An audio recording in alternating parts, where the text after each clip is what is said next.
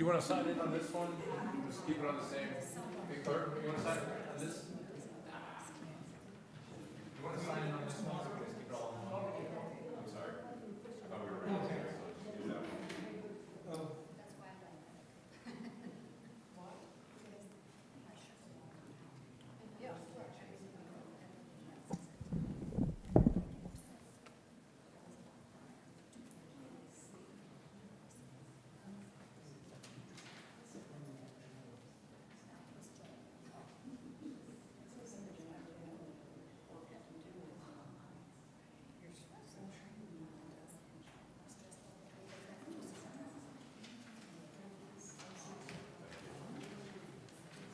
Are we ready? No?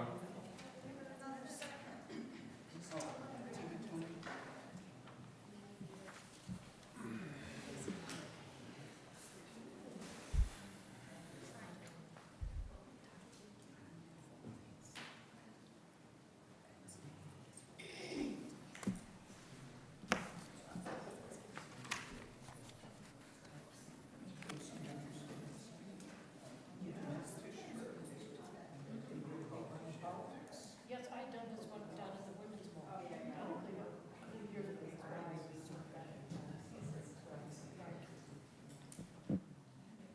Mr. Norris, you'll be giving a brief history at the beginning? Yeah. Okay. Okay.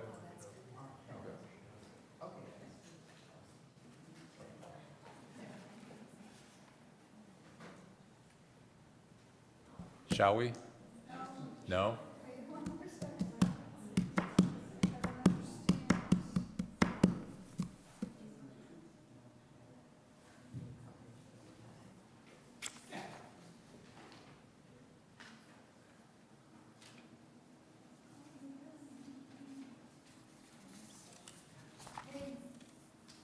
No, let me see again.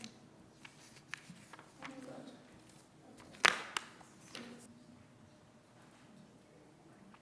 No.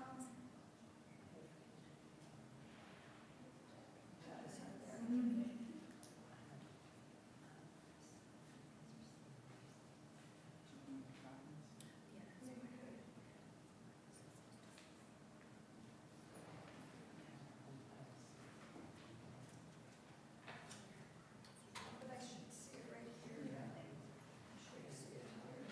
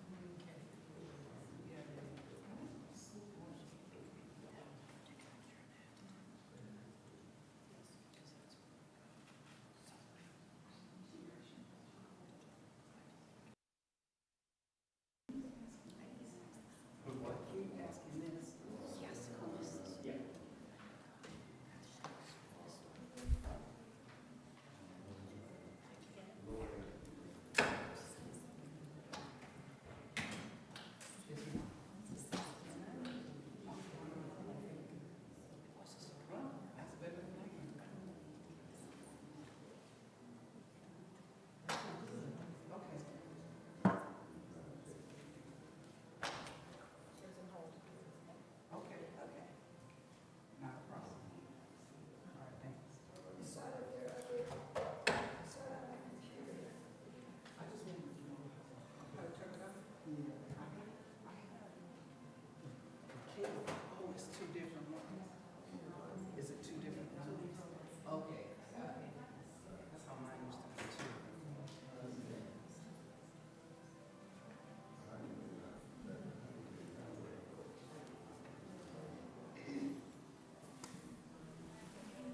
Is there an event in the rotunda tonight? Might be, but if it is, I'm gonna close it. We're ready? Okay. I think there might be an event in the rotunda, or else we're just being serenaded for the fun of it. Are we good to go? Yes. Yes, you said yes? Okay, here we go. All right, welcome everybody. Sorry about the delay. We had to align the TV and the microphones and everything so that we can properly record this event. I'm going to gavel in 2025 Democracy Day. Welcome to Cleveland City Council.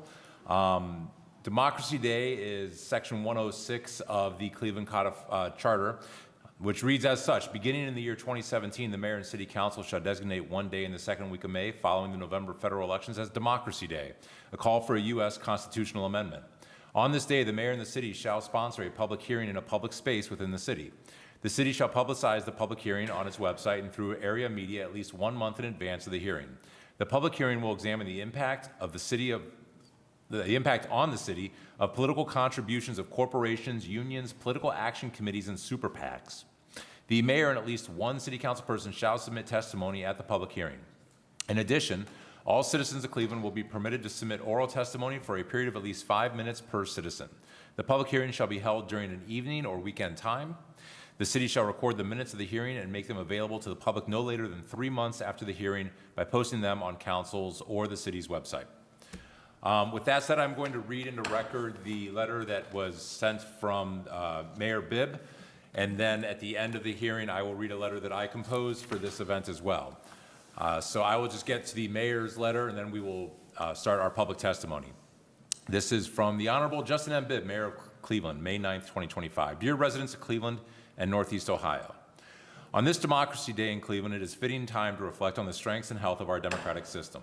This day serves as a reminder of our shared responsibility to uphold the values of transparency, accountability, and civic participation, reflecting on the impact of Citizens United.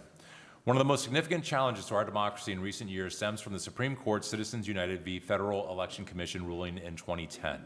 This decision fundamentally changed the landscape of political campaigns by allowing unlimited corporate spending in elections. As a result, we have seen an influx of money that can overshadow the voices of everyday citizens, giving disproportionate influence to wealthy donors and special interests. While the Constitution protects free speech, the ruling in Citizens United equated money with speech, enabling corporations and other entities to exert unprecedented influence over our political process. This has led to growing concerns about the erosion of democratic values, as it often feels that the power of ordinary voters is being diluted by the financial might of a few. Reaffirming our commitment to democracy. On this Democracy Day, we must come together as a community to reaffirm our commitment to a government that is truly of, by, and for the people. This means advocating for campaign finance reform, supporting transparency in political contributions, and continuing to demand accountability from our elected representatives. Your voice matters. Despite the challenges posed by Citizens United, our individual and collective voices still have the power to affect change. By participating in local government, voting in every election, and staying engaged in civic life, we can counterbalance the influence of money in politics. Democracy thrives when citizens are active, informed, and determined to make their voices heard. Let us use Democracy Day as an opportunity to advocate for a more just and equitable system, one where the interests of the many are not overshadowed by the wealth of the few. Together, we can work toward a future where every voice counts and every vote matters. Thank you for your continued dedication to our community and democracy. Sincerely, Justin M. Bibb, Mayor of the City of Cleveland. With that done, sure. We have 10 speakers signed up today, and you each have 5 minutes, so I thought maybe the best thing to do would be to call you up in batches of 5. That way we can have 5 people come to the table, they can say their piece, and then the next 5 can come to the table. So the first 5, which actually starts with Steve Norris, who will be giving us a brief history, includes Mr. Norris, Ms. Madeline Watts, Ms. Gail Leach, Ms. Rosa Dasco, and Ms. Jeannie Gaither. If you all want to come up here, we have 5 seats and 5 microphones. We are not a member of your group, and we didn't know that we would have to prepare for anything. We're just We're here to here to gather learn. information. Oh, I thought you were here to speak. No one were asked to sign in. Okay. Okay, so Was that to speak? then you don't have to. No, okay. You're welcome to. I will just go to the next batch. We will still start with Mr. Norris, but did James Lamb, Sean Freeman, Greg Coleridge, Sandra Meister, or Rachel Herring come here to speak today? Yeah, I do. Okay, why don't you come join us? I have some questions, but I don't necessarily have a speech. Okay, how about we have Mr. Norris do a brief history of Democracy Day. He can enlighten us to what brought us here today, and then we'll get into the conversation part. Mr. Norris, the floor is yours. Your microphone should be on. All right, good evening. My name is Steve Norris, and welcome to the 5th Cleveland Democracy Day. I'd like to thank Pat Britt and Chris Harsh for helping make today's hearing happen. Thanks to all who are testifying today and those who are taking the time to listen. So why do we have Democracy Day in Cleveland? In 2016, a grassroots citizen initiative gathered over 9,000 signatures calling on Congress to pass a constitutional amendment stating corporations do not have constitutional rights and money is not free speech. The initiative also called for a Democracy Day hearing every other year for public testimony. City Council passed an ordinance with these provisions in December 2016. Democracy Day is about shining a light on the impact of unlimited political spending on Cleveland. Our purpose here is to demand a constitutional amendment that fights oligarchy, interrupting the power of billionaires and corporations to use unlimited political spending to concentrate power and drown out the voices of we the people. The power of corporations over communities did not start with the Trump administration, nor even with the 2010 Citizens United ruling. It's been growing for over a century since the 1886 Santa Clara versus Southern Pacific ruling gave railroads and other corporations rights as persons that should be reserved for human beings. Amending the Constitution is not an easy task, requiring 2/3 of Congress and ratification by 3/4 of the states. This has been done 27 times in the past, and we're overdue. Amendments often come in groups like the Bill of Rights and during Reconstruction in the progressive and civil rights eras. Other recent proposed amendments include the No Kings Act, which would amendment which would restore presidential liability and prove no one is above the law. Now, nationally, HJR 54, or the We the People Amendment, currently has 53 co-sponsors in the House, including Cleveland's Representative Shontel Brown. Across Ohio, 25 communities have passed initiatives and/or resolutions. This here tonight is your opportunity to speak directly to City Council. Your message will also be sent to our federal elected Congress members, so if you have a written copy of your testimony, please give me a copy afterwards and to help relay them. So, thanks so much. Okay. Mr. Norris, thank you very much for that, that history. I think most people here are aware of the Citizens United ruling, which in a nutshell said that corporations are people and that they therefore have a right to spend as much money as they want on elections. This shocked a lot of us who believe that elections should be run by people, by citizens, and that campaigns should be funded by those same citizens rather than corporate interests. Of course, immediately after Citizens United was passed, we saw the growth of super PACs and dark money just completely flood the political system to the point where elections that we thought could never get more expensive just exploded overnight, and people are spending millions of dollars on statewide races. So with that said, we do have the opportunity for public comment. People have up to 5 minutes to speak regarding the corrosive influence of money in politics. I believe both of you gentlemen did want to take 5 minutes to speak as well? Okay. And I believe you're Mr. Lamb, correct? Yeah. Mr. Lamb, please take your time. We have 5 minutes here for you. Go ahead and begin when you feel ready. Good afternoon. I'm James Lamb. I live in Cleveland, Ohio. I'm in the 3rd Ward. When I hear the letter that you just read, and when I think of the issues that we face because of big dollars, okay? I think back, and I can go back as far as 70, okay? The money the corporations and private donors push on to political and elected officials is money that they don't have to accept. Because when it comes time for us to ask for something, and we're asking city council or asking the mayor's office to get certain things done for us, they can't find the money, okay? So finding the money during the time that it's time for you to run is not, it's not the way that I look at government to be efficient. And sincerely, I seen campaign ran on small dollars. I seen campaign ran on large dollars, because I've been around campaigning for 50 years.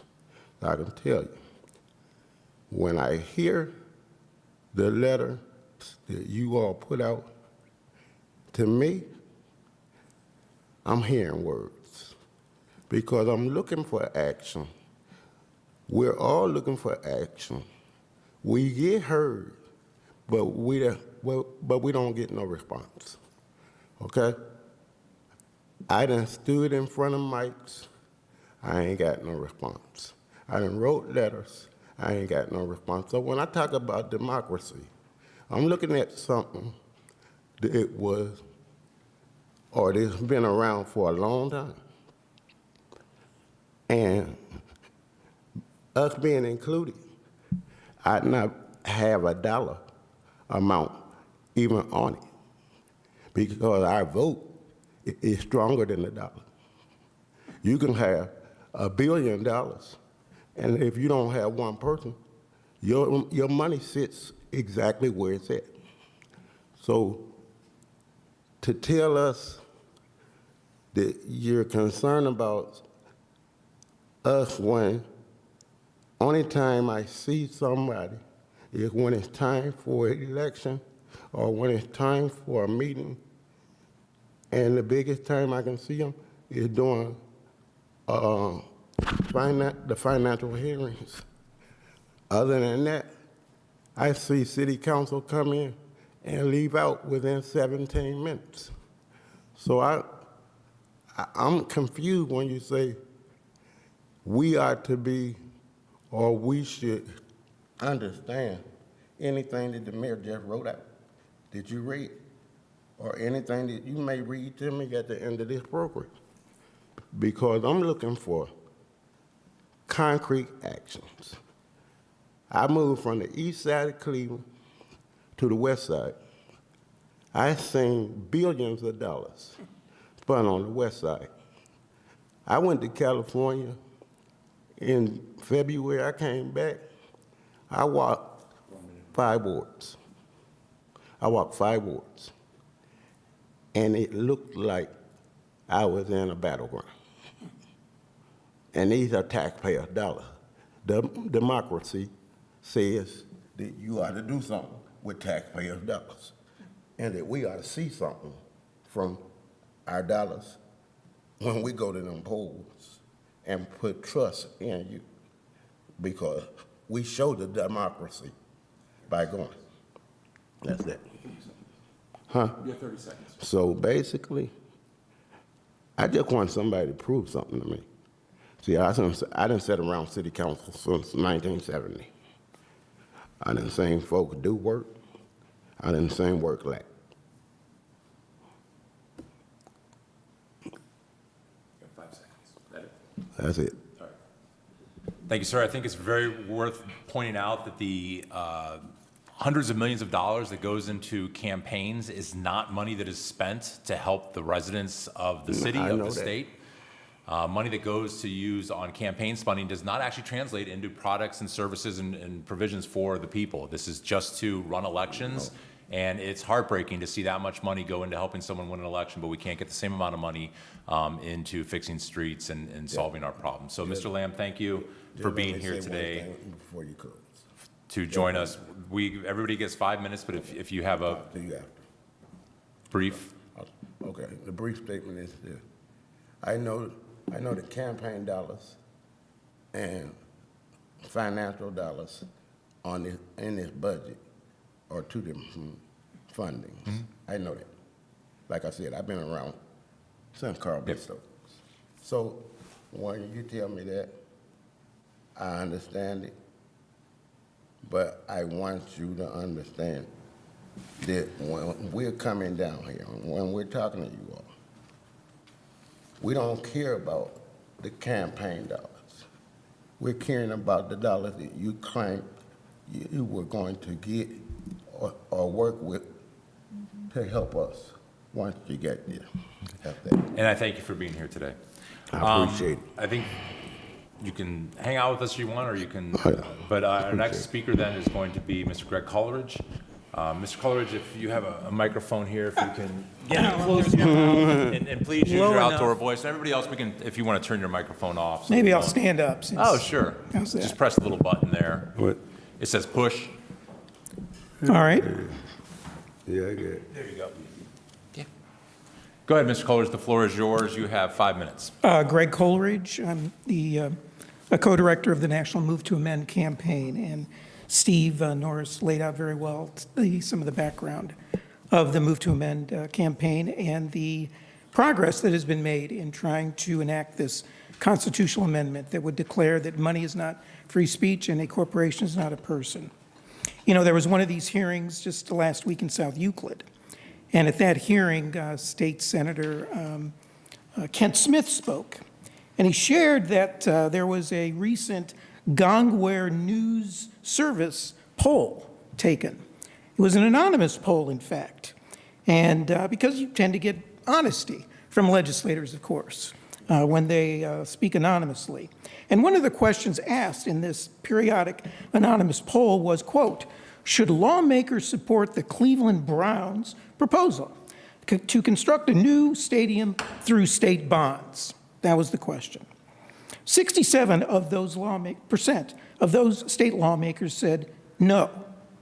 All of them were Democrat. All the Democrats said no. 46% of the Republicans said no. 35 of the Republicans, 46% of them said no. 35% yes. The rest didn't know enough to make an opinion. That's kind of interesting because the Haslam team is pretty generous when it comes to campaign finance contributions. They, as you may know, Councilperson Harsh and so many others of your colleagues here in town, that the Haslams are asking for $1.2 billion in taxpayer money to help pay for the project, which would may cost $2.6 billion to build. Under their plan, $600 million would come from the state in the form of bonds and be paid back by tax revenues. Brook Park in Cuyahoga County would ask their residents, although through parking, admissions, and income tax, the other $600 million in bonds. The Haslam family, it should be said, has given more than $100,000 to the top legislative leaders here in the Ohio State House. In the months before, coincidental of course, in the months before they requested $600 million for their new football stadium. Since 2020, the Haslams and their family have given at least $1.1 million to candidates and ballot issues in Ohio, with the majority coming in election years. Of that total, 94% of their spending has gone to Republicans and their causes. Who have been the major recipients? Well, House Speaker Matt Huffman by far. He is the House Speaker, so he has disproportionate influence. He himself has received almost $110,000 since 2020, $61,000 in 2024 alone. State Senate President Rob McCauley, the other key State House decision maker, has received about $59,000. Most of that came in last year. By the way, Huffman and McCauley weren't even up for re-election. 10 other Republicans received political investments, according to research from the Ohio Capitol Journal, reviewing campaign finance reports. Only 5 Democrats were Haslam recipients. These are not, my friends, political campaign donations. They're not political contributions. Rather, they're political investments. Some people call it legalized bribery. So our friend here, Mr. Lamb, in saying, yes, the two pots of money are different, but they are related. Because since money is speech, then those who have the most money have the most speech. Meaning the rest of us, basically our voices are drowned out by the billionaires like the Haslams, which is why they are having the inordinate amount of political influence that they're having at the State House right now. Particularly given the fact that, as the anonymous poll indicates, even a decent percentage of Republicans are against this boondoggle project. I'll just simply end by saying and reiterating that this problem began long before Citizens United. We had no democracy then. In fact, we have never had a real authentic democracy. We the people have never been all the people, ever, from day one. Just ask a person of color, ask a woman, ask a trans person. Those individuals are still fighting for their rights in a sense that have never, ever fully existed. So I just simply say that this problem of what we are trying to do through the We the People Amendment transcends Citizens United, transcends even money in politics. It deals with the whole arrangement of corporate constitutional rights that includes the hijacking by corporate entities of the First Amendment right to speak, to be sure, but also the First Amendment right not to speak, Fourth Amendment search and seizure rights, Fifth Amendment takings rights, and finally 14th Amendment due process and equal protection rights. All of these have been hijacked. All of these need to be abolished. All of these are what the We the People Amendment is trying to achieve. Thanks. Thank you, Mr. Coleridge. Appreciate you coming down here for that. And I did see that Gong War, that survey that you referenced in there. It is quite eye-opening. We have another public commenter here. I apologize to Mr. Freeman. I jumped over him, and my sincere apologies for that. But our next public speaker is Mr. Sean Freeman. Mr. Freeman, your mic is on. Please use your outdoor voice. We want everybody on the YouTube to hear what you're saying, and you need to speak loudly in order for that to work. So, of course. Welcome, and you have 5 minutes whenever you'd like to begin. I'll begin now. Thank you, Councilman. You did not skip over me. I was still preparing my thoughts, so you're totally fine on your end. I'd like to start by saying I'm here of my own volition. Any of my opinions do not reflect that of my employer. And while today is for reflecting upon the city of Cleveland and how this law of Citizens United affects us, I'd also like to speak more on the federal level and the state implications that this weighs. Oftentimes, this is the only time where we, as people, get to speak with our elected leaders. In a film setting, not private.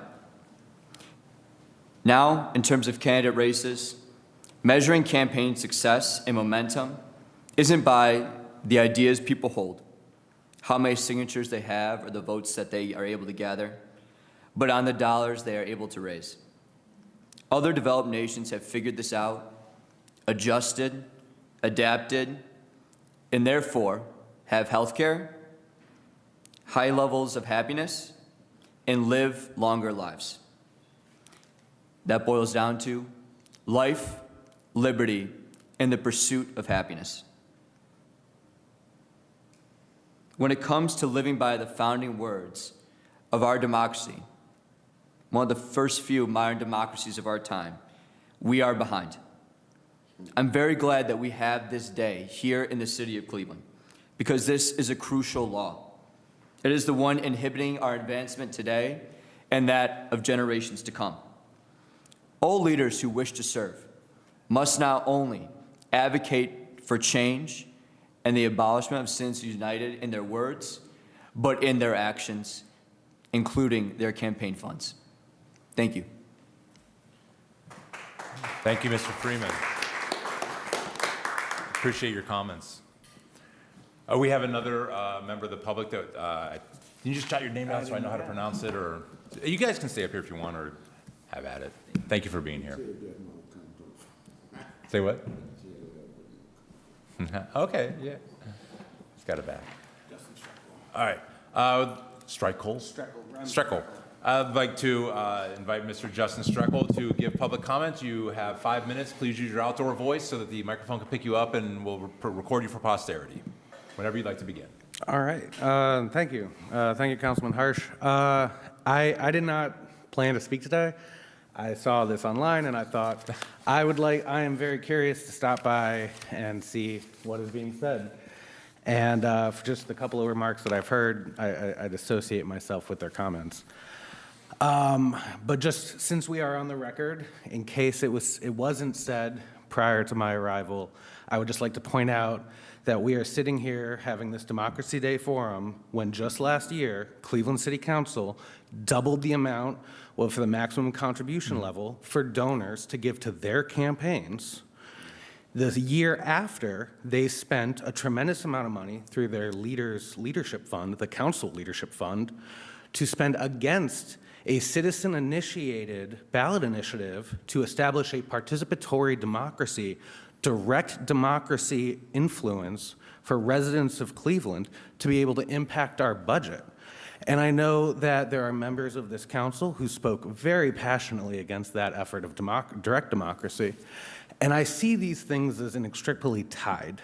And I just wanted to make sure that for those of you in the room, you are aware that this city council did just double the contribution limit for donors and corporations to be able to make contributions to their campaigns, to the council leadership fund, in which the council leadership fund has often been described as an incumbent protection plan, and it helps stifle primaries because it intimidates people like myself who may consider running for office one day to be afraid because we wouldn't be able to put together the resources against the onslaught of funding that would be coming as a result of it.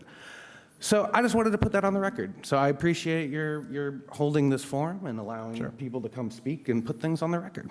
So thank you. Is that all?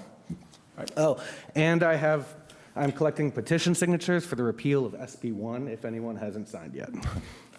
Thank you for coming down for that. Does anybody else come down here with public comment for today? Okay. Thank you for bringing that up. I did actually host an hour-long public debate on that subject where we invited 2 members in favor of that, and myself and another resident debated that for well over an hour. And it's available on YouTube. You can look that up and watch an entire very long public forum debate on that very important topic. And I actually would also comment that if anybody wants to go check out my Facebook, I put out a rather transparent breakdown and analysis of city council race funding. I would always encourage people to think of city council races very simply. It costs about $1 in the city of Cleveland to send a piece of mail to one person's house. About $1 for a piece of mail. And the piece of mail is usually what you want to tell people about your campaign. It's your platform, your issues, what you're advocating for. You need to communicate with people in some manner. And it costs $1, and each city ward has about 9,000 houses in it. So if you think about the cost of running a local campaign, I tell people that I priced my campaign out between $15,000 and $20,000. And I spent about $18,000. And you can look this up. This is all public information. You can look up anybody's campaign. The Cuyahoga County Board of Elections has all of our filings for how much money we spent. $18,000 is about between normal and a third of what people often spend for campaigns. And I spent well below a lot of people because I knocked on doors and I talked to voters directly, and I choose to utilize that method. But it's not unusual for campaigns to spend $40,000 or more for a city council race, and that is discouraging. And it was my belief, and I don't want to sidetrack this hearing, it was my belief that the amount of money that campaigns spend remains the same, irregardless of how that money is raised. In the city council races where we are dealing in small pockets. However, I understand that there's great disagreement about that. Councilman, if I may ask, since you chose to respond to my comment directly, have there been any discussions whatsoever amongst you and your colleagues about moving towards a publicly financed campaign system here in the city of Cleveland? It's a fantastic question. I don't know if we've had, well, my colleagues and I can't always have conversations together. We have to notify the media. So we don't get in groups and talk about these things, but there's lots of conversations. The media right now that you would like to have those conversations? We can have any conversation you want after this. Let me go ahead and read my letter, which is pertaining to Democracy Day and the call for a constitutional amendment. And then we can talk about whatever you want. Okay, so this is, I believe, rounding us out. This last call for any public comments on Democracy Day. Okay, great. So my letter reads as such. This is marked today, 5/12/2025, to the honorable members of the Ohio State Senate and State House and the Ohio Delegation of Congressional Representatives and Senators. Today, May 12th of 2025, the city of Cleveland is observing our biannual Democracy Day. On this day, we hear public testimony regarding the corrosive influence of money on the American political system, specifically the destructive effects of the U.S. Supreme Court ruling known as Citizens United. We stand resolute in our opposition to this ruling. We call on you to stand with us in declaring that only people and not corporations constitute citizens. As such, money has no inherent right to free speech. All political parties in the United States actually stand together in our steadfast belief that this nation was created by, for, and of the people. We all hold these truths to this day, that all people are created equal. But we also must recognize that the political power derived from organized people and organized money is not the same. In a country where the top 1% of wage earners control a staggering 30% of our nation's wealth, we must address the unfair influence that money has in our political system. We have reached a point in our democracy where kleptocrats openly vie for the most powerful positions in our government with little recourse for the masses to organize a different vision. The fact that such a small group of citizens can corral such massive financial backing, often in closed-door meetings, is stomping on the democratic spirit of participation that this nation strives to uphold. So today we call on you to support an amendment to the U.S. Constitution, an amendment that would end once and for all any notion that corporations are people and that corporate spending on U.S. elections is protected speech. They say that Rome was not built in a day, neither was it destroyed. As we look at the great arc of the American experiment, we can see cracks in the road, and we must pull together as a nation of people to restore the path ahead. So let us renew our commitment to the American people and declare that only the corporeal, not the corporate, are true U.S. citizens. Thank you for your consideration and attention to this most important matter. Regards, Chris Harsh, Cleveland City Council. We will send these letters and other testimony to our state representatives, our state Senate, to the delegation of congressional representatives from the Northeast Ohio area, as well as both our U.S. senators. With that, I'm going to gavel out this year's Democracy Day 2025.